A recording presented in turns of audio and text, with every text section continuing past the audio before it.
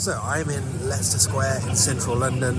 The Christmas markets are open, there are people everywhere, there's a massive Lego shop, there's the World UK whatever premiere of Nuremberg happening tonight, but I'm not here for any of that. I'm here for one thing only. I've got an invite to an advanced screening of The Running Man, so let's do this. So hi, welcome back to my channel. I'm Musson. This is a place where I talk to you about all things Stephen King, and I'm in the cinema. I'm in this fanciest Cineworld I've ever been in, and I'm here for an advanced press screening of The Running Man. So over the course of this video, I don't know entirely how it's going to pan out. I thought I'd vlog the experience for you, but I know that by the end, I will be back at home in front of my books, reviewing this film for you. But hey, this is exciting. I've never done one of these things before. Like, I'm genuinely thrilled. So let's go and see what there is to be had at a press screening of a new film. Cool. So this may just show my ignorance of how these things work, but I wasn't expecting it to be an IMAX. I'm in the biggest cinema I'd ever been in my life. The screen is literally floor to ceiling and it's huge. I found it exciting. There's popcorn, water on your seats. Getting this premiere in IMAX. Don't know why I wasn't in this picture, but here again, I certainly wasn't going to go and watch it at IMAX. Had I had to watch it like a normal citizen, like I usually do. So this is just a thrill. I mean, free popcorn, free viewings, company see if you go in IMAX. Before anyone else, I'm sold already. Let's see if the film's league. So as I'm waiting for this screening to start, it's got me thinking, what might I expect perhaps? I'm not expecting it to be anything like the Army version. That was a one-of-a-kind film. And director Garay has said that it's going to be much closer to the book. That's where I'm interested in, it's because you've seen my reread of the book from earlier this year. Well, no, I didn't have a good time with it. Mainly because all of the horror, like, homophobic, racist, very nasty stuff in there that makes Ben Richards really unlike. But we've got Glenn Powell casted Ben Richards' lead. I think it was great casting because he's just eminent right behind him. He's a genuine super. And I think him combined with Edgar Wright so style of filmmaking, I'm expecting this just to be fun. It's 2.25 hours.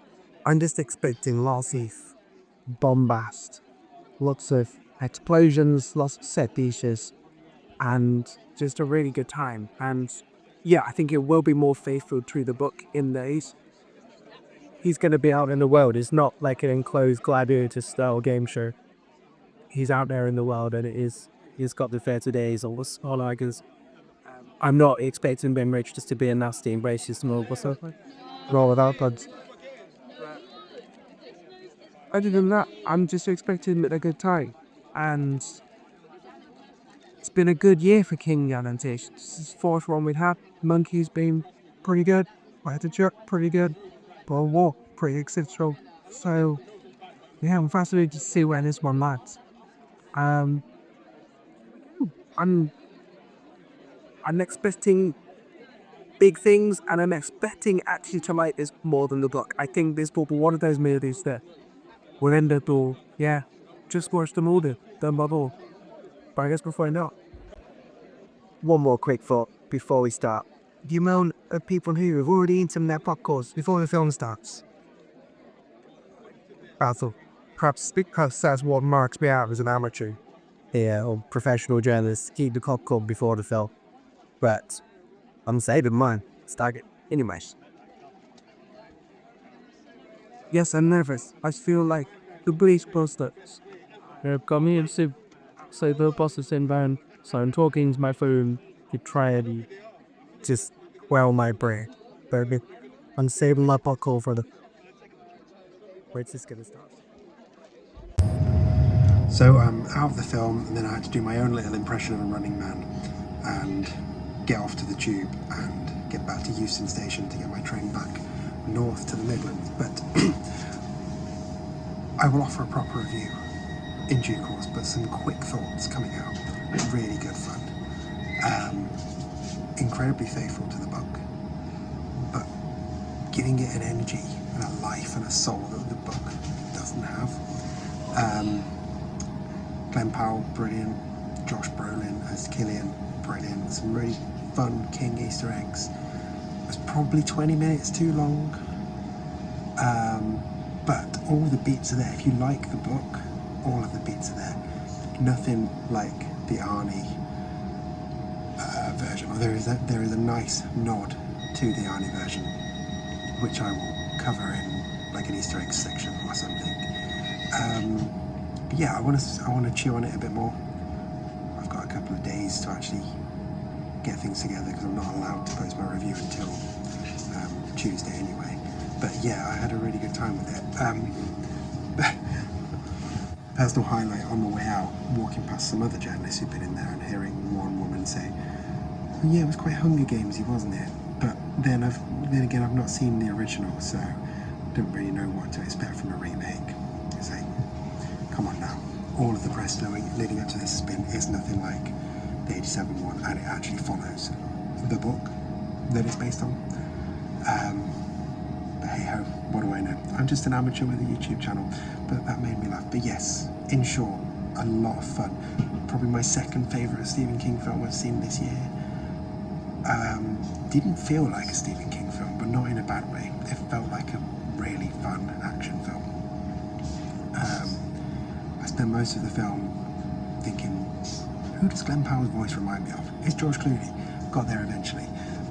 But yeah, Powell, great. Josh Brolin, brilliant. I mean, pretty well acted all around, really. Some fun effects, some great set pieces. And yeah, let me think on it a bit more. And I will come back with a proper review. But for now, stop filming me! So I've had some time to chew over The Running Man. As you can see, I'm back home, I'm not on a train anymore. And in this part of the video, I'm going to go through my spoiler-free review of the movie, which comes out on the 14th of November 2025. Now, after I've done my review, I will go through the small list of Easter eggs that I spotted. That's potentially a spoiler for some of you, so I will make it clear when that bit is coming and you can skip that bit if you want to. But you've seen my vlog of going down to London for the UK media screening.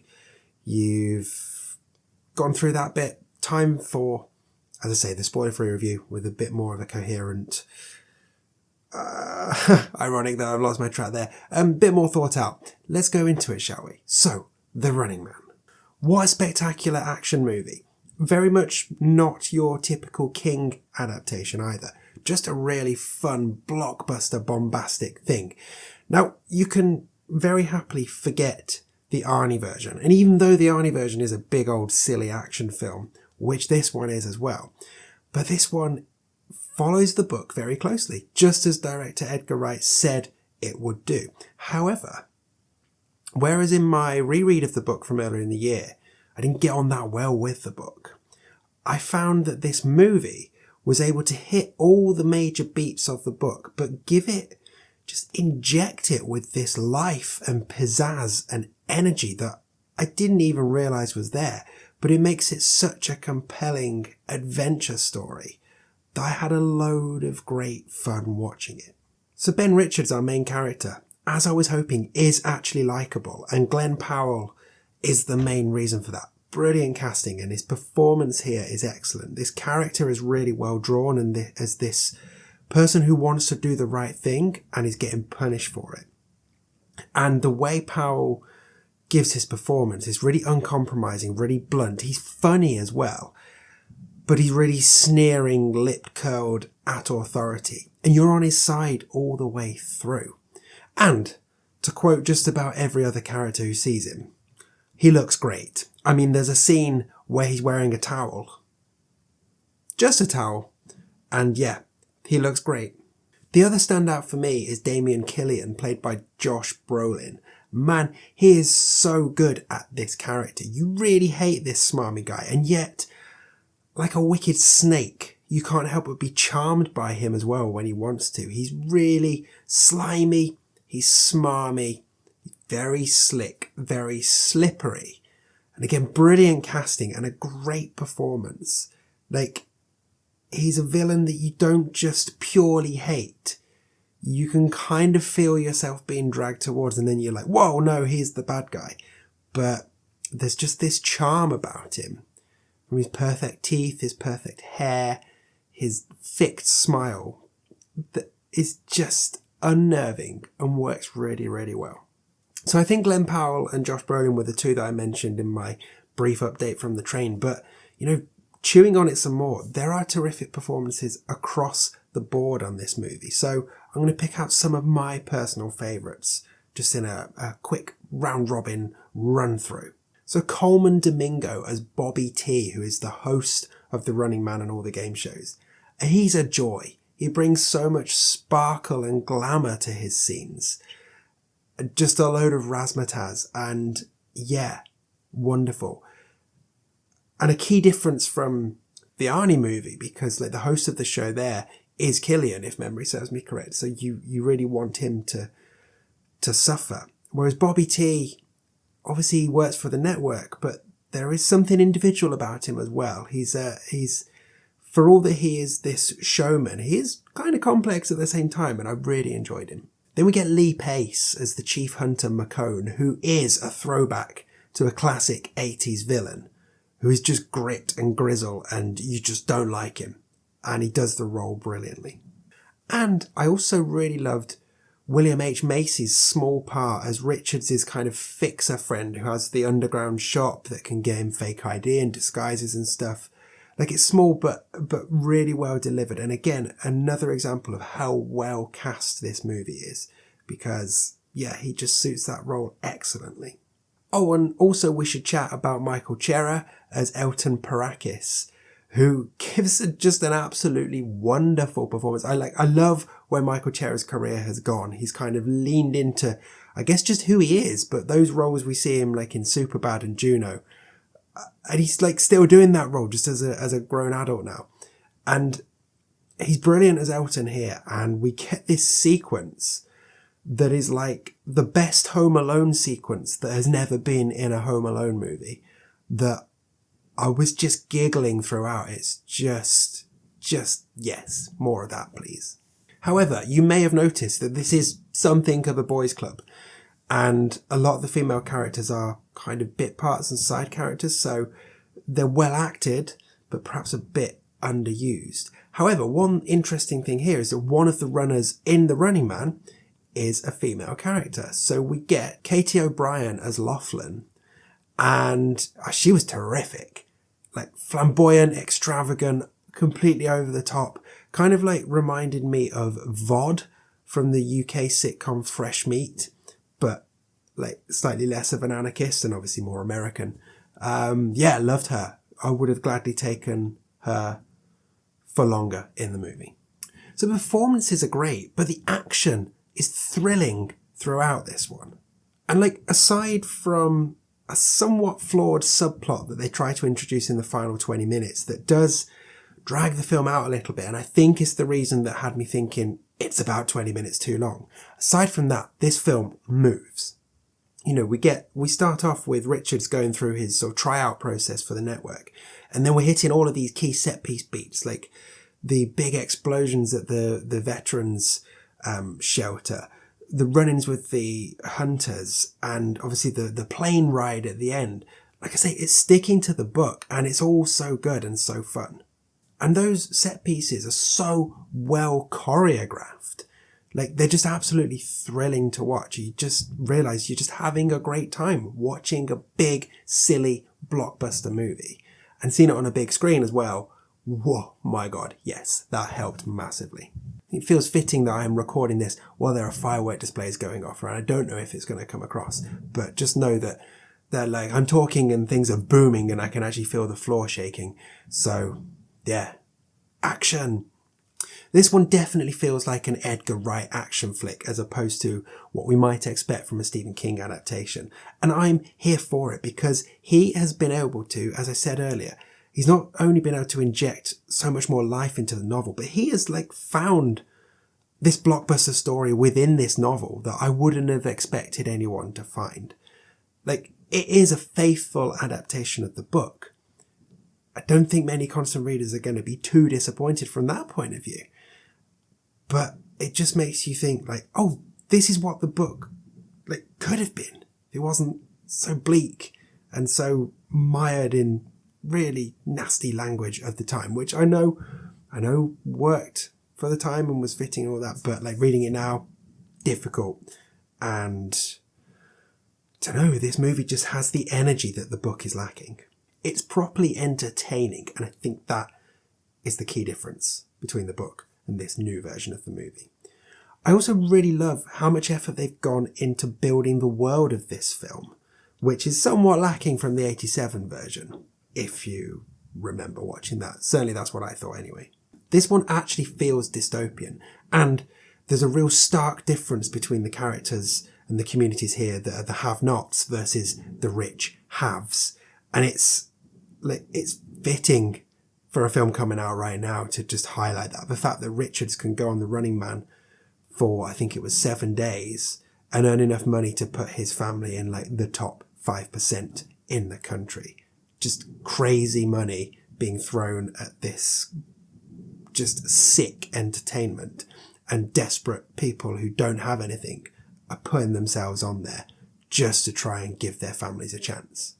And that all comes across in the world building, just the differences between the two sides of town, different parts, like really well done. I think it's also really powerful that we do actually see the runners go out into the wider world. It's not this enclosed gladiator arena like the Arnie version. You know, our characters are going out there, and that really works. That makes it feel bigger. That gives it more scope.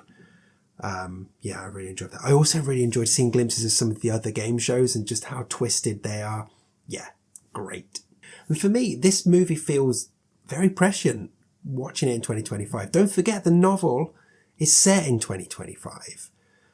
And while we're obviously in a slightly different world to what the Bachman book suggested 2025 might look like, I mean, there's still a lot of messed up stuff happening in our world that this movie speaks to. And I think obviously a lot of people are just going to go and watch this film and just have a great time watching a swashbuckling action adventure. Fine. Enjoy it. It works as that brilliantly. It's got an A-list cast, it's got A-list effects and choreography.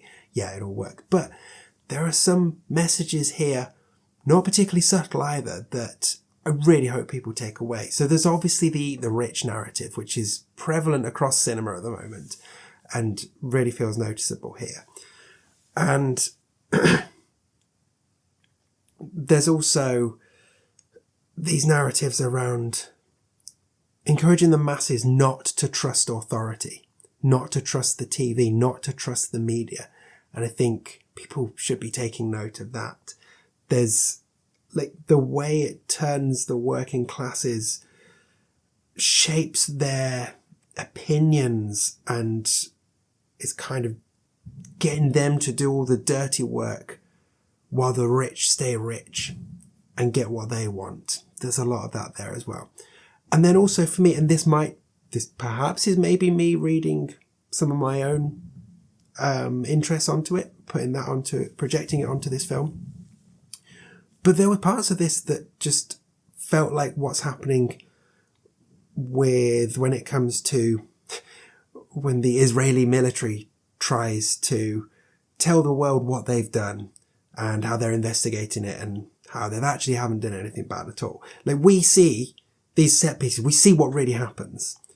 And then straight away we see how it is edited and flipped onto The Running Man. And how it's all twisted in a way that is meant to make the audience hate Richards and the other characters and forces them to sort of believe the official version of events. And yeah, it just makes me think of what's been happening for the last 2 years. But we're in the fortunate position that the characters in Running Man are, that we can go on social media and see what's actually happening and then compare it to the twisted edited narrative and hopefully use our own intelligence to make an informed decision. I will get off my soapbox in a minute here.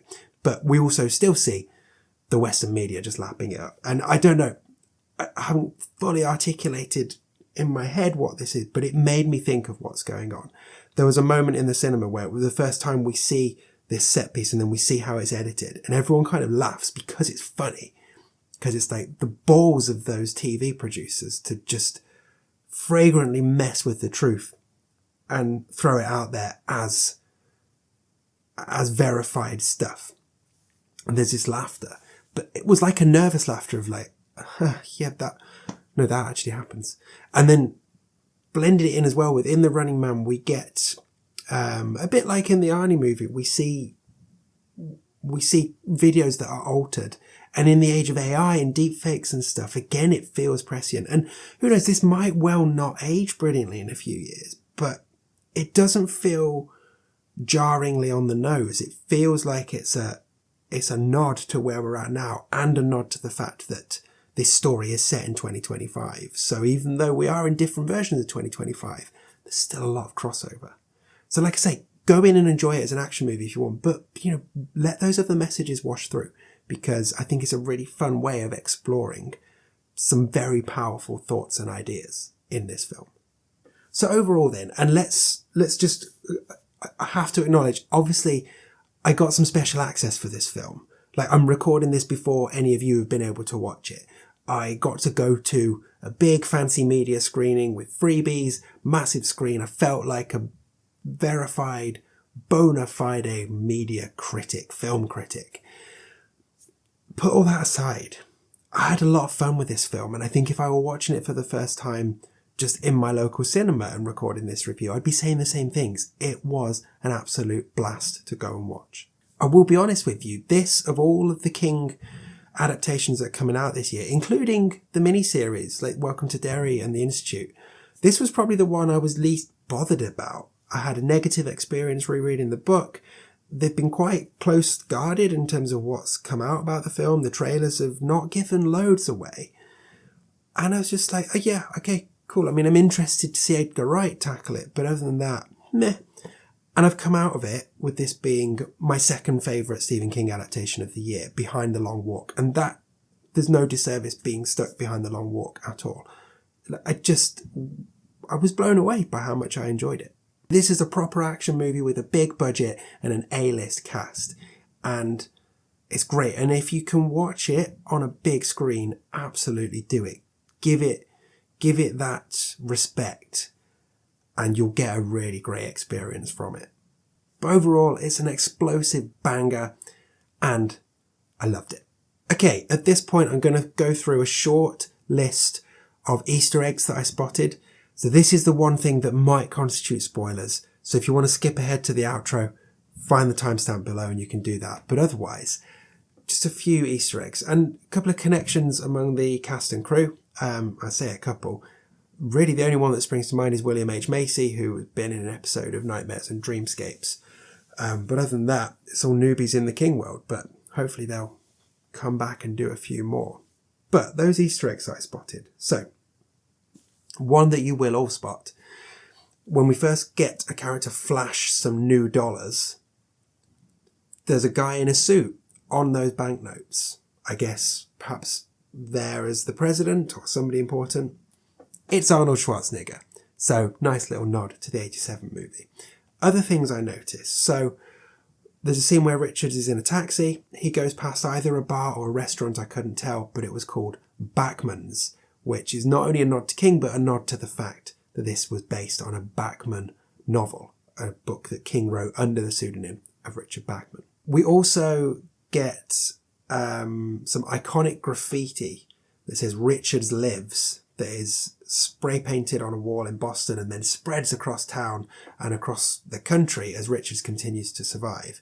And obviously in Dreamcatcher, we get Pennywise Lives spotted in Derry. So that felt like a little nod. There's another nice nod in terms of a place that serves food with a tie to King. So later on in the movie, where Richards is hiding out, he goes towards a diner which is called Tabby's Diner, and Stephen King's wife is called Tabitha, quite often referred to as Tabby. And then the last one I spotted, there's a scene with one of the hunters and he says, "I'm going to slice your Achilles," which is obviously what happens in Pet Sematary. in the 89 movie. And he's hinted at in the 2019 one, but doesn't actually happen. And then we do see a hunter get his own Achilles slice as well, but that felt like a very obvious nod to Pet Sematary. And then, not an Easter egg, but not something I was going to mention in the overall review, but in one of the iconic scenes towards the climax of the book, is Richard's spilling his intestines everywhere. And while we don't get quite that graphic nature of it, there's a nod to it. I'll just leave it at that. But those are things I spotted. Once you've had a chance to watch this movie, if you see any other Easter eggs, let me know. I'm kind of keen to go back and watch it again and purely just watch the background just to see if I pick anything up, and then come back and look at this video and go, oh, I missed that. But otherwise, that's what I found. Let me know what you see once you see it. Okay, that's it. What a wonderful experience. Yes, I know, it's very tempting to think, oh, you've just been treated really nicely by the media people and you're falling for it, and you wouldn't have liked it this much if you hadn't been sort of schmoozed to the extent you were. But honestly, I feel like I'm pretty good at being objective, and yeah, this was just a romp of a film. I wasn't expecting it to be this much fun, and yeah, I'd highly recommend you guys watching it, and watch it on a big screen if you can. This one comes out on the 14th of November. Huge thank you obviously to Paramount over here in the UK for getting me on that list.